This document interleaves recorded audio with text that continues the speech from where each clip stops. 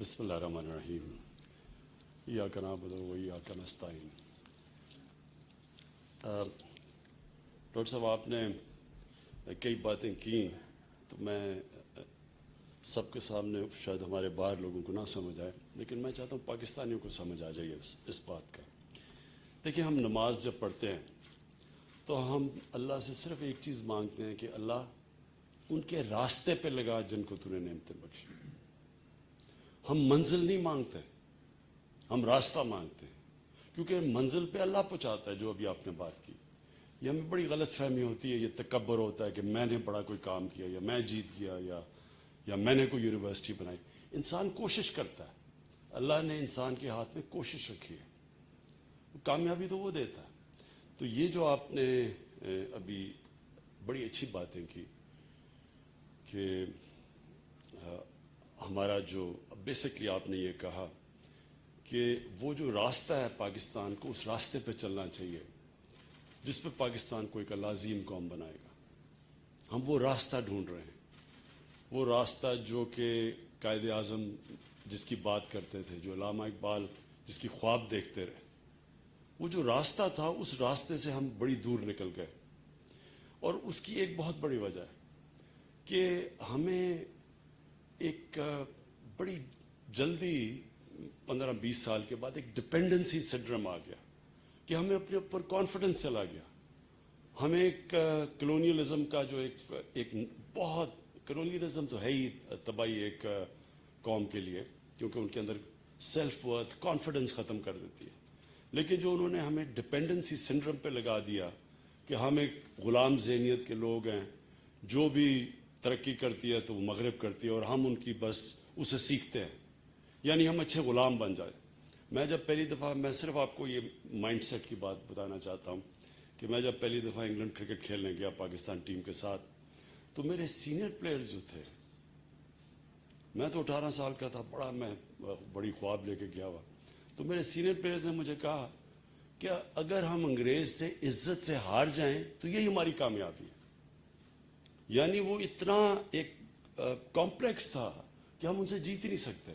یہی mind set ہے ہر جگہ پہ۔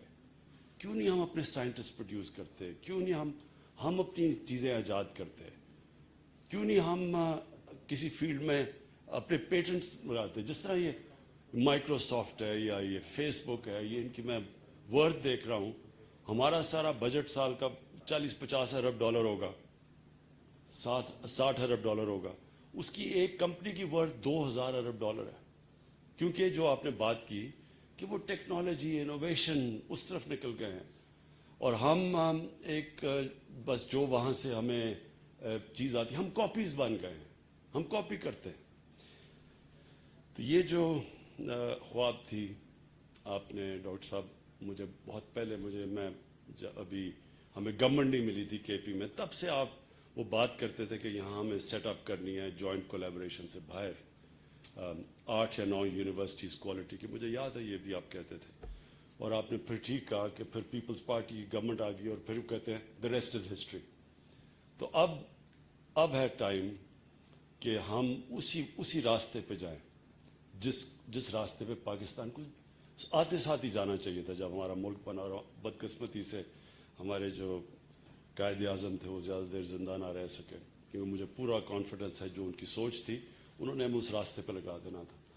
وہ راستہ ہے اب کہ پاکستان اب اپنا راستہ بنائے، ہم اپنے ذہنوں کو آزاد کریں کہ ہم کوئی اچھے غلام نہیں بننا چاہتے، ہم ایجاد کرنا چاہتے ہیں، ہم نیا راستہ ڈھونڈنا چاہتے ہیں، اپنا راستہ۔ اور وہ آئے گا سائنس اور ٹیکنالوجی سے، نالج اکانومی سے، وہ تعلیم سے آئے گا۔ ہماری دو بڑی ایڈوانٹیجز ہیں۔ ایک کہ ہمارا دنیا میں سیکنڈ ینگسٹ پاپولیشن ہے، ایک ینگ آبادی ہے۔ دوسرا، ہمارے پاس بڑا ٹیلنٹ ہے۔ جس طرح ڈاکٹر صاحب نے کہا کہ جب آپ دیکھتے ہیں ہمارے او لیولز اور اے لیولز میں بچوں کی پرفارمنس، تو اس دنیا میں کمپیٹ کرتے ہیں۔ اسی طرح امریکہ میں دیکھ رہا تھا کہ جو پاکستانی امریکن پاپولیشن ہے، وہ ٹاپ 3-4 ایکیڈیمکلی جو ٹاپ پہ جو ایتھنک مائنورٹیز ہیں، ان کے ٹاپ کے اوپر پاکستانی 3-4 ان ایتھنک مائنورٹیز میں سے. تو اس کے لیے یہ ایک بہت بڑا سٹارٹ ہے آج. یہ جو فوکشلے، اس کو ذرا لوگوں کو یوز ٹو ہونا پڑے گا، فوکشلے، لیکن یہ بڑی ٹاپ ان کی انجینئرنگ یونیورسٹیز ہیں، انسٹیٹیوٹس ہیں آسٹریا میں.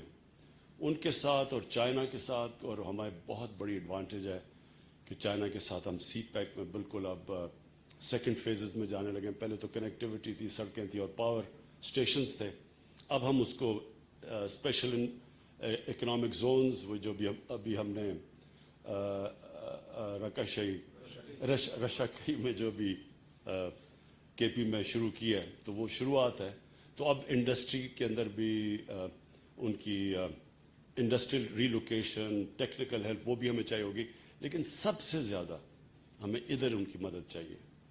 جو نئی ٹیکنالوجیز ہیں، آرٹیفیشل انٹیلیجنس، بگ ڈیٹا، یہ نئی چیزیں آ رہی ہیں دنیا میں، اس کے اندر ہمیں ان کی مدد چاہیے. اور یہاں جو کولیبریشن کیا ان کے ساتھ 5 چائنیز یونیورسٹیز اور 3 آسٹرین. یہ آسٹریا دنیا میں مانے جاتا ہے انجینئرنگ کے اندر، اور چائنا ساری ان ٹیکنالوجیز پہ اوپر جا رہا ہے. تو یہ بہت بڑی ایک پاکستان کے لیے، پختونخوا کے لیے نہیں، یہ ہری پور کے لیے نہیں، یہ پاکستان کے لیے ایک بہت بڑا step in the right direction ہے. ڈاکٹر صاحب، میری آپ یہ ٹھیک کہتے ہیں کہ ہمارا یہ جو 2 سال گزرے ہیں جب سے ہماری گورنمنٹ پاور میں ہے، تو اتنا توجہ ہم تعلیم پہ نہیں دے سکے، کیونکہ ایک سروائیول کی گیم تھی. ایک ہم اپنی اکانومی سٹیبلائز کر رہے تھے. پہلا سال تو وہی گزر گیا اپنی اکانومی کو سٹیبلائز کرنے میں. دوسرا سال شروع ہونے لگا تو یہ کووڈ آ گئی. اللہ کا شکر ہے کہ ہم وہ ملک ہیں جو کہ سب سے بہتر یہ جو کرونا کی وائرس کے مشکل وقت سے نکلے ہیں. اور اب جو میری کوشش یہ ہے کہ ہم نے اب ایک قوم نے یہ فیصلہ کرنا ہے کہ جدھر سے بھی ہمیں پیسہ بچے ہم نے وہ تعلیم کے اوپر ڈالنا ہے. اور میری جو سب سے پہلا اب یہ ہے کہ ہمارے پاس ایک ہے ایسٹ ریکوری یونٹ، یعنی جو بھی ہم کرپٹ لوگوں کی پیسہ ریکور کرتے ہیں، میں سوچ رہا ہوں کہ قانون پاس کر کے وہ سارا جو پیسہ ہے وہ سب تعلیم کی طرف ڈائریکٹ کر دیں. کیونکہ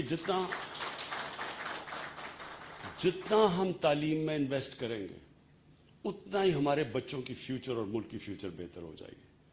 یہ بڑی آپ نے اچھی ایڈوانٹیج دی، ایگزامپل دی سنگاپور کی، کہ سنگاپور کے 50 لاکھ ہوں گے، 60 لاکھ لوگ ہوں گے سارے، ہم 22 کروڑ لوگ ہیں، اور وہ 330 ارب ڈالر کی ایکسپورٹ کرتے ہیں اور ہم 25 ارب ڈالر کی ایکسپورٹ کرتے ہیں. اور یہ شو کرتا ہے کیونکہ انہوں نے بڑی ان کے لیڈر لی کوان یو نے ڈائریکشن دیا سنگاپور کو سائنس اور ٹیکنالوجی کی طرف. اور جس طرح مہاتر محمد نے، انہوں نے الیکٹرانکس کی طرف اپنی ڈائریکٹ کیا. پہلے تو ان کے بھی ربر اور ٹن کی ایکسپورٹس تھیں، اور انہوں نے پورا پلان کر کے پہلے اسمبلی پلانٹس بنائے، پھر الیکٹرانکس کو اسمبلی پلانٹس کاٹیج انڈسٹری بنایا پہلے، کہ گھروں میں لوگوں نے اسمبلی الیکٹرانکس کی شروع کی، اور پھر دیکھتے دیکھتے 80 ارب ڈالر کی انہوں نے ایکسپورٹ شروع کر دی. تو ہمارا بھی اب یہ ڈائریکشن ہے، ہمیں پورا بحیثیت قوم ایک اب نالج اکانومی کی طرف جانا ہے. اور وہ یہ جو آج یہ انسٹیٹیوٹ، اور مجھے بڑی خوشی ہے اس کی، کیونکہ ہمیں یہ اس میں پختونخوا کی گورنمنٹ نے پوری طرح کوآپریٹ کیا. میں تو کوچ تھا، کیپٹن تو نہیں تھا اس وقت، کیونکہ چیف منسٹر سے ہمیں کنونس کر رہا تھا، اور پرویز خٹک نے پوری طرح ساتھ ہمارے ملے. کیونکہ مشکل ہوتا ہے، اتنے زیادہ پہلی بجٹ چھوٹے ہوتے ہیں، اس بجٹس میں سے اتنی زیادہ ڈیمانڈز ہوتی ہیں، اور پھر لوگ جو پولیٹیکل گورنمنٹس ہوتی ہیں وہ کوشش کرتی ہیں کہ جو بھی چیز بنے تو 5 سال ان کے سے پہلے بن جائے، تاکہ وہ الیکشن سے پہلے بنے، اور وہ پھر اس کو دکھا کے تو اگلا الیکشن جیت سکے. تو اس طرح کی انسٹیٹیوٹ جو بڑا لانگ ٹرم جسٹیشن تھا، بڑی میں داد دیتا ہوں پختونخوا کی حکومت میں کہ انہوں نے اس میں انویسٹ کیا. اور یہ آج شاید وہ ایک سٹیپ لیا جو باقی جتنی بھی انہوں نے اچھے کام کیے پختونخوا کی گورنمنٹ نے، یہ سب سے بہتر ٹائم ثابت کرے گا کہ یہ سب سے بہتر انہوں نے. تو میں سب کو اکنالج کرتا ہوں میں. وہ آپ کے جو وہ مجھے نظر ہی نہیں آ رہا تو میں انہوں کیا